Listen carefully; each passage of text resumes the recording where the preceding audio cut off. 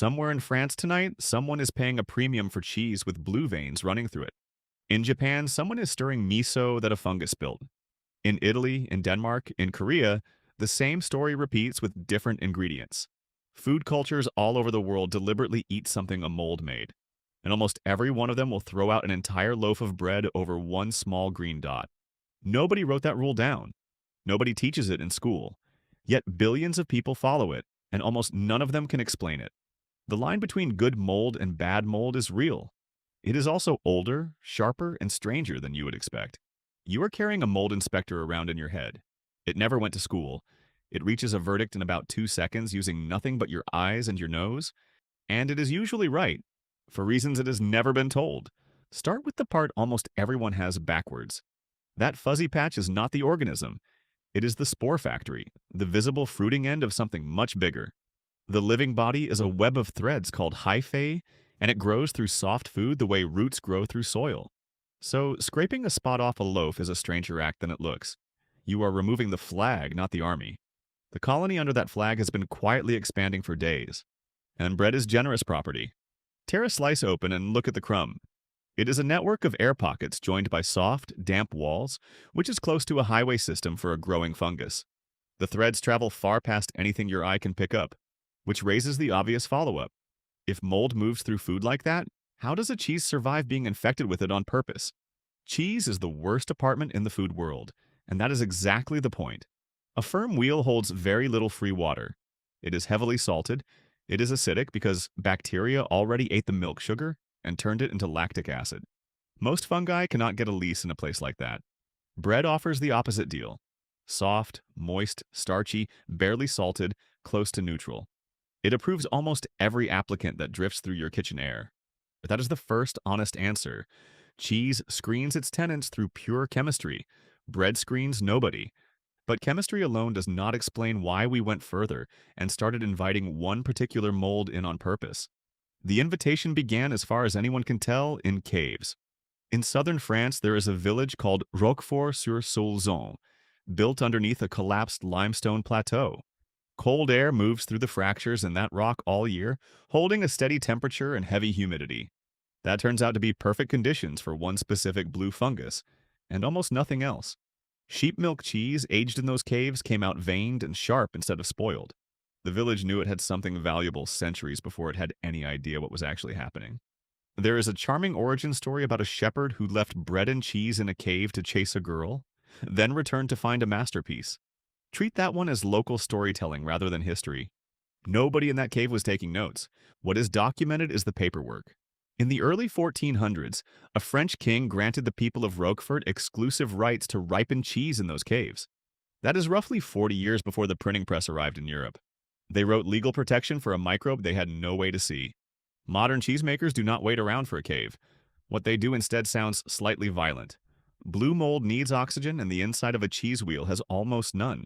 So the mold is added deliberately, usually as a powder stirred into the milk or dusted onto the curd. Then, weeks later, the wheels get stabbed with long needles. Those punctures are air shafts. The blue you see is not spreading wherever it likes. It is following corridors we drilled for it. Look closely at a wedge of blue cheese and you can often trace the lines back to where the needle went in. Which brings us to the question that decides everything. Is the mold in cheese even the same kind of creature as the mold on your bread? It is not, and this is the part that reframes the whole subject. The molds in cheese are domesticated. Not tolerated, not merely permitted, domesticated, in the same sense that wheat and cattle are.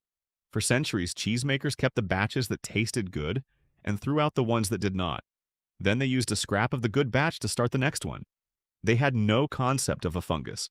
But saving the same culture over and over for hundreds of years is breeding, whether you understand it or not. The result is strains that are genuinely different from their wild cousins.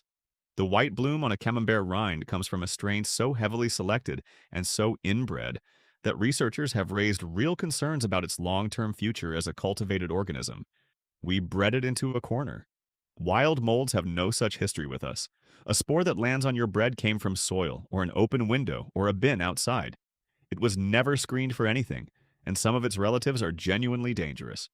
In 1960, farms in England lost around 100,000 turkeys to a mystery illness. That is not a bad week on one farm. That is an entire industry losing a season. The cause turned out to be a toxin made by a common storage mold growing on imported feed. And the toxin, aflatoxin, is now one of the most closely watched contaminants in the world food supply. So the asymmetry is not really about danger levels. Cheese mold is a strain we have known personally for centuries. Bread mold is a stranger who let itself in overnight. There is one more force at work here, and it does not live in the food. It lives in you. Disgust is not a chemical readout. It is a judgment, and the judgment depends heavily on what you believe you are smelling. Researchers have tested this by handing people the exact same odor twice with two different labels attached. Told the smell comes from an aged cheese, people rated as rich and pleasant. Told the identical smell comes from something rotting, the same molecules become revolting. Nothing changed except the story wrapped around it. That is why a washed rind can smell like a gym bag and still get served at the end of an excellent dinner. Context does most of the heavy lifting. Your bread has no story attached, so the green dot gets filed under threat and the loaf goes in the trash. Now, a rule this tidy usually has cracks in it. This one has three. First, hard cheese bends the rule in your favor. Cut a spot off a block of cheddar or Parmesan, and standard food safety guidance says you can keep the rest, as long as you remove a generous margin around it and underneath it. Density is the reason. Threads cannot tunnel through a packed wheel the way they sprint through an open loaf. Second, soft cheese bends the rule against you. Fresh mozzarella, cream cheese, ricotta, shredded cheese sitting in a bag.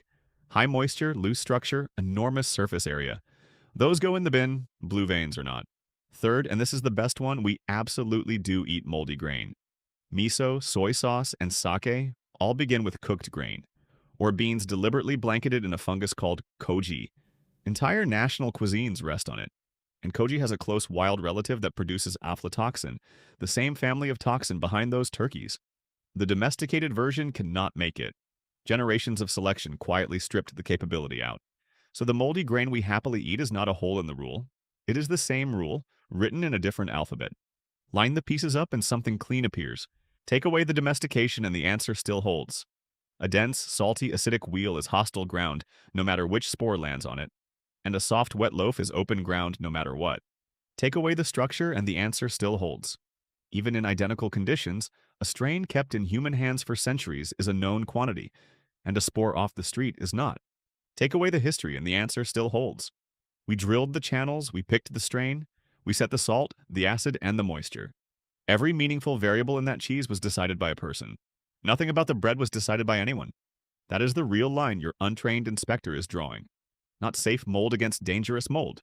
Chosen mold against uninvited mold. There is something worth sitting with in that. We never learned to eat rot. We learned to negotiate with it. One wheel in one cold cave and one lucky batch at a time, for hundreds of years before anybody knew a microbe existed. Every blue vein in a wedge of cheese is a record of that patience. It is a wild organism that eventually agreed to terms. So the next time you throw out a loaf over one small green spot, you are not being squeamish. You are enforcing an unwritten agreement that almost the entire world signed, without ever holding a single meeting about it. Some molds we invited in, the rest are still knocking.